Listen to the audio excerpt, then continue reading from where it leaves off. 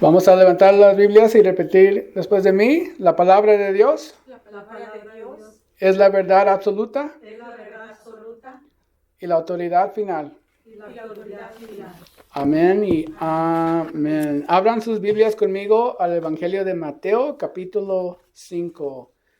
Mateo, capítulo 5.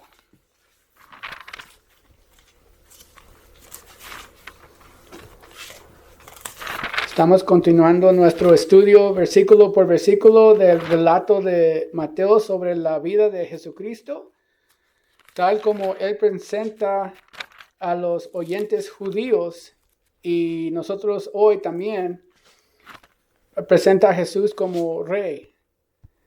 So Mateo, bajo de la inspiración del Espíritu Santo, escribe su evangelio para demostrar que Jesús era el Mesías y el cumplimiento de las profecías del Antiguo Testamento. Eso es lo que estamos estudiando. Él ya los ha comenzado, Jesucristo ya ha empezado su ministerio terrenal en la área de Galilea. Ha estado predicando el mismo mensaje que predicó su mensajero, que era Juan Bautista, que es uno de arrepentirnos, porque el reino de Dios se acercaba. Su ministerio ya ha comenzado. Él ya ha llamado a algunos de sus discípulos que hemos visto en los estudios anteriores y ya tiene una gran multitud que lo va siguiendo. Por lo tanto, ahora, durante las próximas semanas, vamos a cubrir el Sermón del Monte, que podría decirse que es el sermón más grande jamás dado. Son los capítulos del capítulo 5, el capítulo 6 y el 7 son un sermón continuo que Jesús enseña a sus discípulos y a nosotros sobre lo que significa estar en el reino de Dios. Todo estos son los principios del reino, que es lo que vamos a ver. Cómo se vería un ciudadano del reino de Dios en el mundo real. Eso es bien importante lo que vamos a estudiar aquí en el capítulo 5 hasta el capítulo 7. Y realmente cuando leemos el Sermón del Monte, debería ponernos de rodillas, porque ese sermón nos muestra por qué necesitamos apoyarnos en la presencia y el poder del Espíritu Santo en todo lo que hacemos. Vamos a ver qué tanto fallecemos, porque sin el poder del Espíritu Santo y sin su ayuda, nunca vamos a poder hacer eso. Y un ejemplo de esto viene siendo el versículo 48, o si van a Mateo 5, 48, dice, sed pues vosotros perfectos como vuestro Padre que está en el cielo es perfecto. Y nosotros sabemos que ninguno de nosotros es perfecto. Y creo que ese es el punto que Jesús plantea en el Sermón del Monte cuando nos señala a los creyentes que a Él mismo como el dador de las pautas. O él es el que nos va a dar el poder si confiamos en Él y en el poder del Espíritu Santo que nos da. Vamos a levantar todo esto en oración. Oremos. Padre Celestial, al abrir tu palabra, te pedimos que acondiciones nuestros corazones para recibir lo que nos vas a enseñar esta tarde. Te pedimos que unjas cada palabra que se va a pronunciar, que sean solo tus palabras y no las de los hombres. Guíanos y condúcenos en todo lo que hagamos. Te damos gracias por todo lo que haces y elevamos esto en el nombre de Jesús. Y todos dijeron, amén. Mateo capítulo 5, voy a leer del versículo 1 al versículo 12. Y no vamos a cubrir todo, pero quiero dar el contexto de lo que está hablando Jesucristo. Versículo 1. Dice, viendo la multitud, subió al monte, y sentándose vinieron a él sus discípulos. Y abriendo su boca les enseñaba, diciendo, bienaventurados los pobres en espíritu, porque de ellos es el reino de los cielos. Bienaventurados los que lloran, porque ellos reciben consolación. Bienaventurados los mansos, porque ellos reciben la tierra por heredad. Bienaventurados los que tienen hambre y sed de justicia, porque ellos serán saciados. Bienaventurados los misericordiosos, porque ellos alcanzarán misericordia. Bienaventurados los del limpio corazón, porque ellos verán a Dios. Bienaventurados los pacificadores, porque ellos serán llamados hijos de Dios. Bienaventurados los que padecen persecución por causa de la justicia, porque de ellos es el reino de los cielos. Bienaventurados sois cuando por mi causa os vituperen o os persiguen y digan toda clase de mal contra vosotros mintiendo. Gozaos y alegraos, porque vuestro galardón es grande en los cielos, porque así persiguieron a los profetas que fueron antes de vosotros. Amén. Una de las decisiones más importantes que podemos tomar en nuestro camino en Cristo es la que tomamos en cuanto nuestra actitud. ¿Qué tipo de actitud tenemos en nuestro camino con el Señor? ¿Cuál es nuestra perspectiva? Porque necesitamos tener la perspectiva correcta de quién es Dios. Necesitamos tener la perspectiva correcta de quiénes somos nosotros en Cristo y la perspectiva correcta de nuestros hermanos y hermanas. Pero también necesitamos tener la actitud correcta. Tenemos que tener la actitud piadosa cuando se trata de nuestras circunstancias. Y tener esa actitud correcta es más importante que cuánto dinero ganamos. Es más importante de cuánta educación tenemos. Es más importante que de mis éxitos o mis fracasos. Más importante que otras personas que piensan de mí o lo que digan de mí.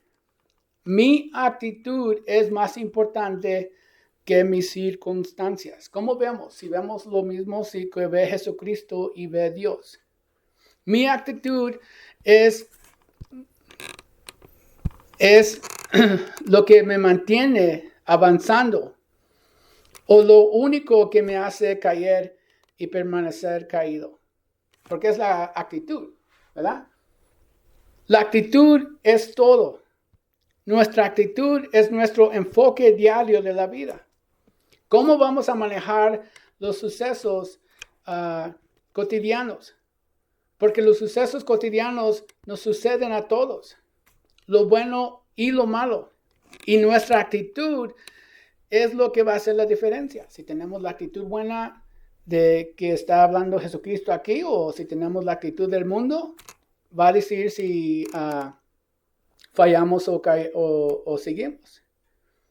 Piensa en la persona que se despierta con el pie izquierdo. ¿Tiene una buena día o tiene un mal día? Tiene un mal día. Todos te van a sacar de juicio. Cuando uno se levanta así, ¿verdad? Cualquier cosa te va a afectar porque tienes la actitud mala. Pero si tenemos la actitud correcta, nada nos va a deprimir. El creyente que tiene la actitud correcta entiende y confía en que sin importar las circunstancias que se le presentan. Puede pasar lo que sea, pero si tenemos la actitud que debemos de tener, vamos a seguir. Porque Jesús nos ama. Jesús camina con nosotros. Jesús se preocupa por nosotros. Él nos fortalece y Él nos llevará. Sabemos que en Cristo podemos manejar cualquier cosa que se nos presente. De acuerdo a lo que ha dicho las semanas pasadas, las personas que viven en esta región eran judíos marginados. Era una región dominada por gentiles. Estaban heridos. Estaban desesperados. Y Jesús está entendiendo sus necesidades. Jesús quiere mostrarles a ellos y a nosotros que debemos tener la actitud correcta con respecto al reino de Dios. Porque a los judíos se les había enseñado que el reino de Dios consistía en que el juicio de Dios caería sobre sus enemigos, que Dios los libraría de su opresión. Tenían una actitud equivocada hacia el reino de Dios. Porque en su escenario los judíos simplemente reemplazarían a los romanos y ellos y Roma iba a caer a los pies de Jerusalén. Por eso rechazaron al Mesías. Porque ellos pensaban que el Mesías era el que iba a venir y que los iba a quitar de la opresión de los romanos. Es por eso que rechazaron a Jesús más tarde. Porque no querían un Mesías sufriente. Así que no solo tenían una actitud equivocada con respecto al reino de Dios, sino que también tenían una actitud equivocada con respecto a la justicia. Miren el versículo 20, porque esa es la clave de todo el Sermón del Monte, una clave más importante, que dice que los vamos a ver en las siguientes semanas, porque el versículo 20 en el capítulo 5 dice, porque os digo que si vuestra justicia no fuera mayor que la de los escribas y de los fariseos, no entrarían en el reino de los cielos. La expresión de esta declaración habría dejado a la gente con la boca abierta. Porque lo que Jesús está diciendo es que los escribas, ellos eran los que hacían, los que copiaban, que conocían la palabra del Señor del Antiguo Testamento. Jesús dice que ellos, que los fariseos, aquellos que la gente consideraban los tipos más santos de la época debido a su estricta adherencia a la ley, Jesús dijo que ni siquiera ellos entrarán al reino a menos de tu justicia exceda los de los supuestos hombres santos. Solo cualquier hombre que estuviera ahí, a los discípulos, le está diciendo Jesús, si tu justicia no está más alta de ellos, no vas a entrar al reino, que es equivocado. Porque debemos de entender que no se trata de seguir una lista de cosas que se deben o no se deben de hacer. No se trata de una apariencia externa, sino de algo que sucede dentro del corazón. Vamos a ver nuestro texto, porque eso es el Sermón del Monte, que no se trata de lo de afuera, no se trata de lo que la gente dice o lo que la gente ve, sino se trata de lo que está pasando en el corazón, de nuestra actitud a las cosas que vivimos. Vamos a ver versículo 1, dice, viendo la multitud, subió al monte y sentándose, vinieron a él sus discípulos y abriendo su boca les enseñaba diciendo. Otra vez Jesús aprovecha la oportunidad para derramar su poder sobre sus discípulos.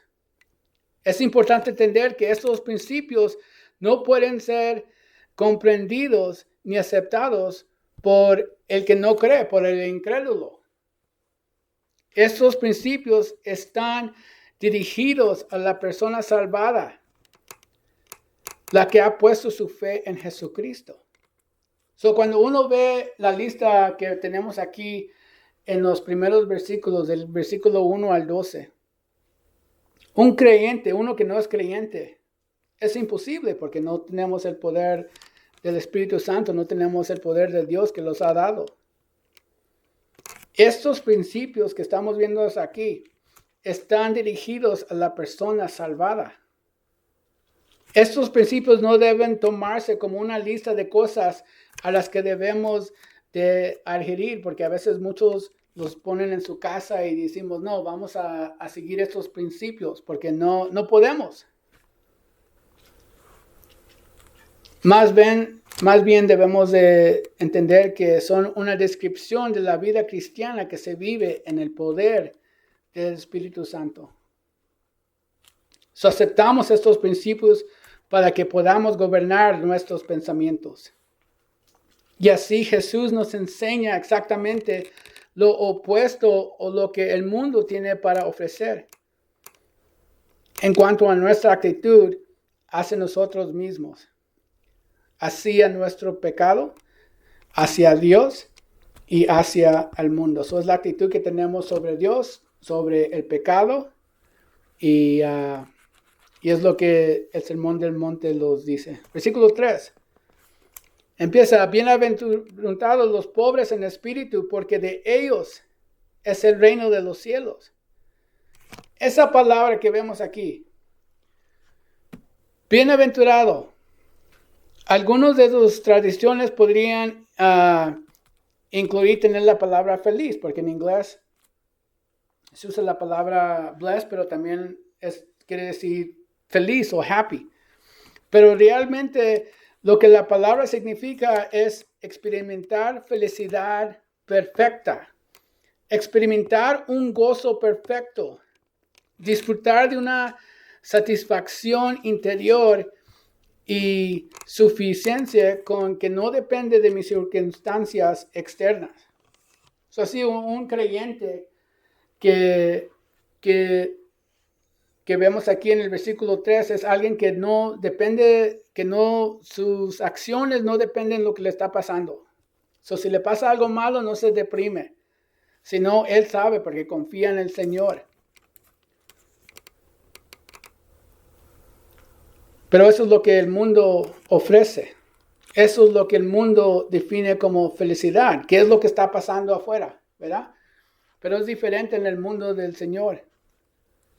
Porque el mundo ofrece, dice, tu felicidad viene cuando no tienes luchas, cuando no tienes problemas. Porque siempre escuchamos a la gente decir, todo lo que quiero es ser feliz. Pero según la Biblia, no existe tal cosa como la felicidad aparte de una relación correcta con Dios en Jesucristo. Porque nunca seremos felices separados de Cristo. Nunca vamos a tener paz separados de Cristo. Y para muchos, esto es muy difícil de entender.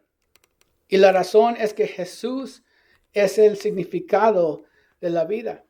Jesús es el propósito de la vida. Él es el objeto de la vida. Y la verdadera felicidad solo viene de amar a Jesús y obedecer a Jesús. Y para hacer eso se significa una relación con Jesús.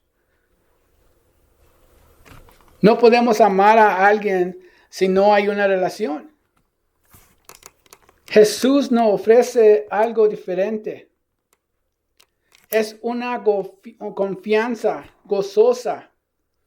Es una confianza establecida que no puede ser sacudida.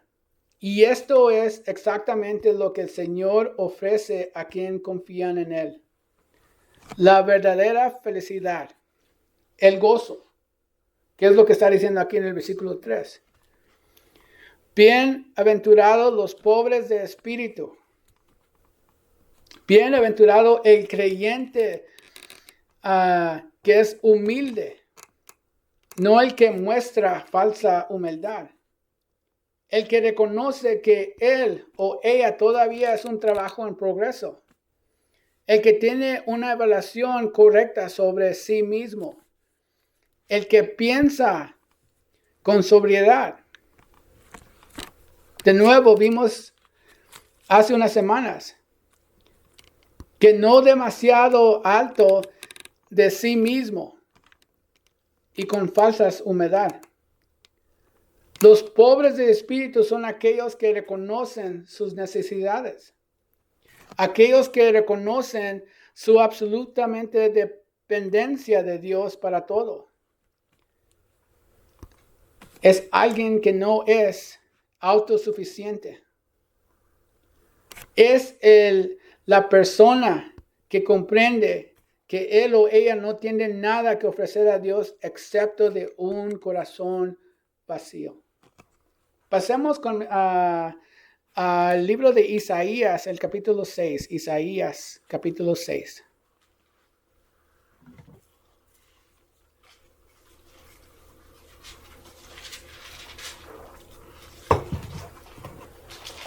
Vamos a ver un ejemplo de un hombre de humildad.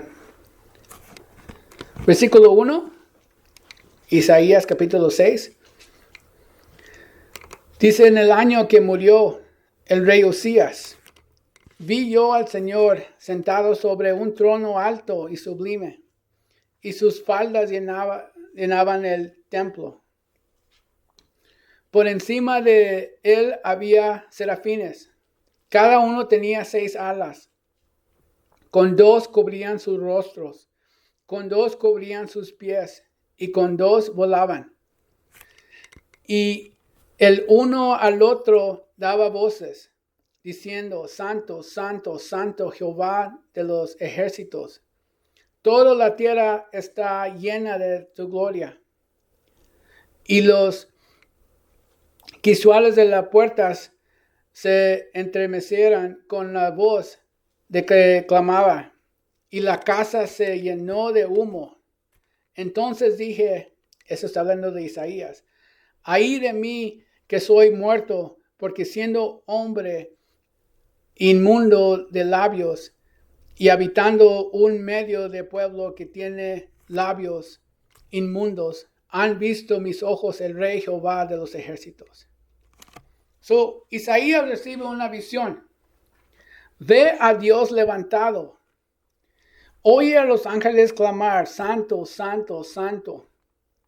Ve a los ángeles cubriéndose los pies, cubriéndose los ojos, mostrando la santidad de Dios.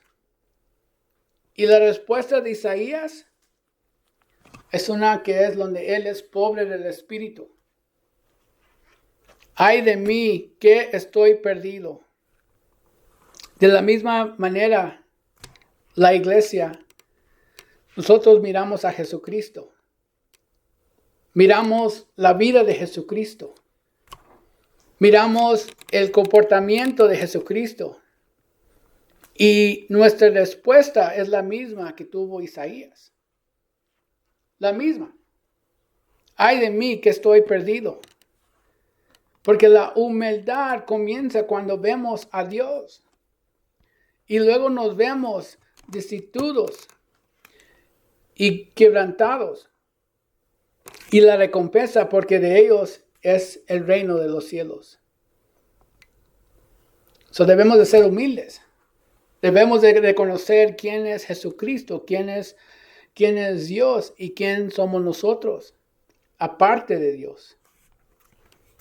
Jesús aquí está declarando a quién pertenece al Rey de los cielos, a los que son pobres de espíritu. Y tengo una ilustración para ver. Abran sus Biblias conmigo al Evangelio de Lucas, capítulo 18.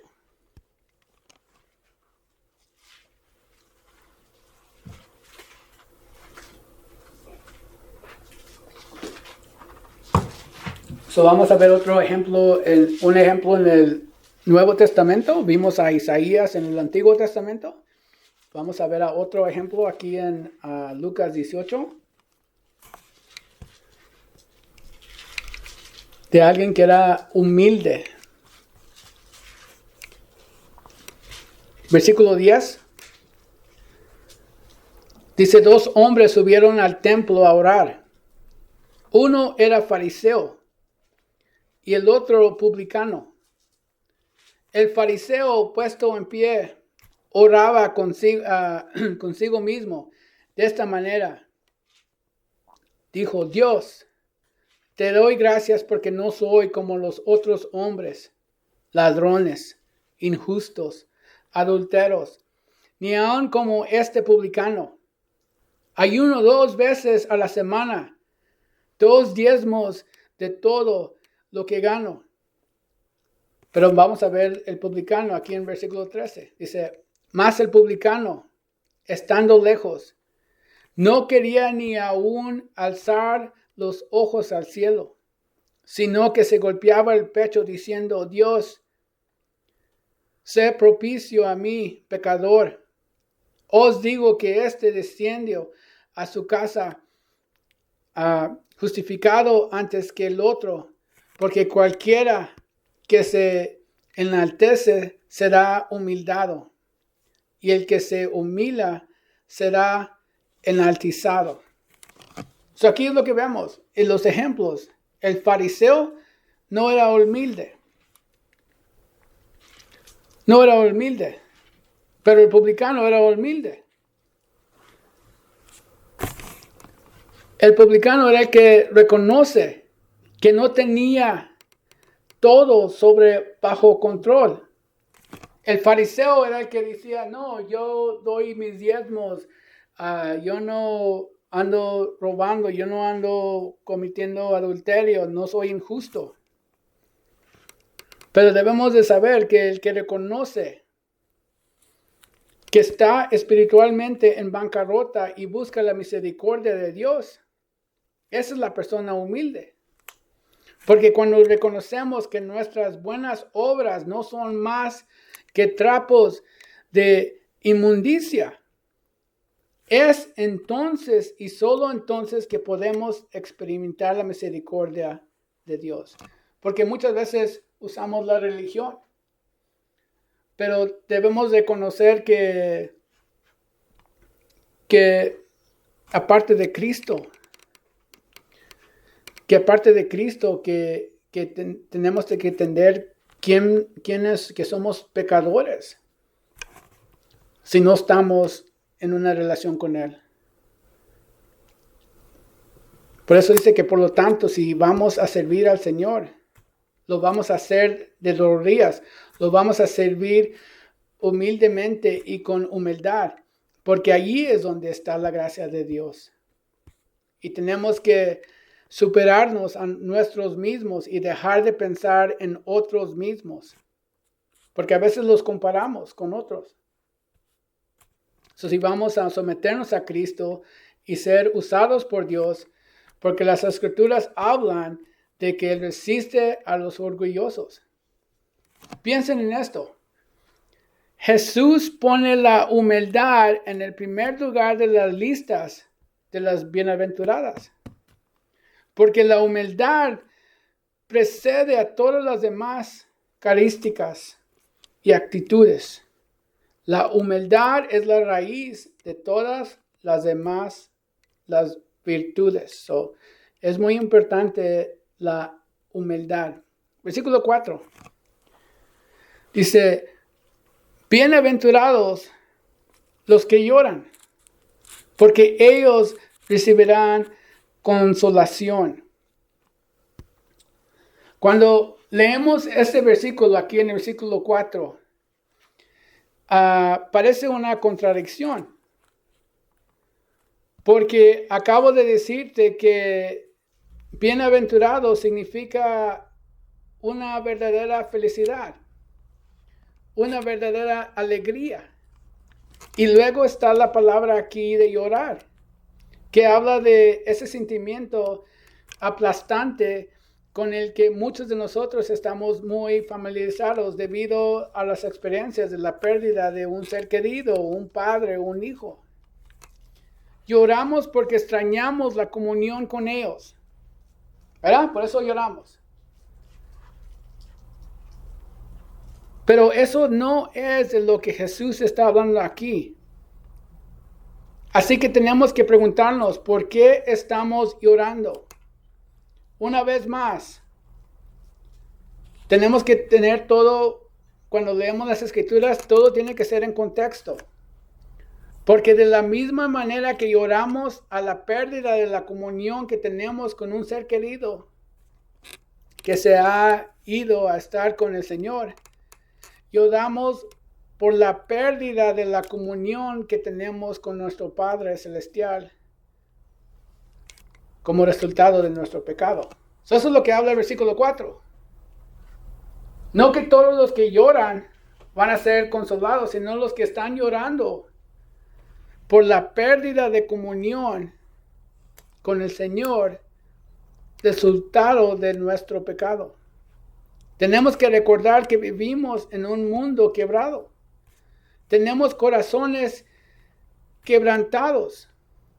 Por lo tanto, la persona que llora aquí se refiere a la persona que tiene la actitud correcta hacia su pecado y hacia su condición y las consecuencias que produce el pecado.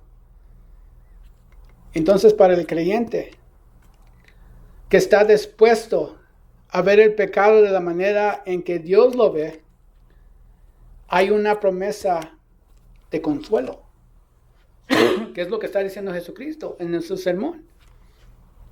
Y lo interesante es que la palabra consuelo que Jesús usa aquí es la misma palabra que usa para describir al Espíritu Santo. Porque Él es el Espíritu Santo que vive en nosotros y nos provee lo que necesitamos. Porque con el reconocimiento del pecado viene la realidad de que necesitamos ser perdonados. Entonces, una persona que es creyente, que tiene el Espíritu Santo viviendo en él, el Espíritu Santo y tiene relación con Jesucristo y con Dios, el Espíritu Santo lo va a hacer que lo que está haciendo, del pecado, que va a causar que llore porque no va a tener así que la comunión hasta que se arrepiente. El individuo que tiene la actitud equivocada sobre el pecado, aquellos que pretenden que el pecado no es real, o que niegan que el pecado ofende a Dios, Jesús dice que nunca van a experimentar el consuelo, que nunca van a tener esperanza, que nunca van a tener perdón, porque no ven el pecado como Dios lo ve. Lo único bueno del pecado es que puede ser perdonado, porque puede ser lavado. Allí es donde viene el verdadero consuelo. Viene a través del duelo. Y al igual, si vemos otro ejemplo, viene siendo como la mujer que encontraron en adulterio. Porque el Señor vendrá a nosotros y nos dirá, tampoco yo te condeno, vete y no peques más. ¿Qué te está diciendo? No te lo tengo en cuenta, porque lo cubre con mi preciosa sangre. Y por eso este proceso de duelo es muy doloroso, pero es un proceso el que tenemos que pasar. Fíjense también como otro ejemplo viene siendo Pedro. Pedro se lamentó por su pecado cuando traicionó a Jesús. Judas no se lamentó. Simplemente se arrepintió de su pecado. Él no se arrepintió, él nomás se sintió mal por lo que hizo. ¿Y qué pasó? Se mató. Pedro se lamentó por su pecado y lo confesó y fue restaurado. Versículo 5. Dice, bienaventurados los mansos, porque ellos recibirán la tierra por heredad. Aquellos que son los mansos son aquellos que defienden lo que es correcto. Aquellos que viven para cumplir la voluntad de Dios. Es la persona que tiene un compromiso disciplinado de confiar en el Señor. La mansedumbre es fortaleza bajo el control de Dios. Y nuestro Señor y Salvador es un ejemplo perfecto de alguien que demostró mansedumbre. Jesús se sometió a la voluntad del Padre perfectamente. Una persona que no es mansa no va a someter a la voluntad del Señor. Una persona que no es mansa está controlada por sus emociones. Están controladas por sus miedos. Una persona que no es mansa dice lo que piensa. No tiene filtro. A veces muchos usan esa excusa. No, yo digo lo que tengo. Y no, las escrituras dicen que no es así.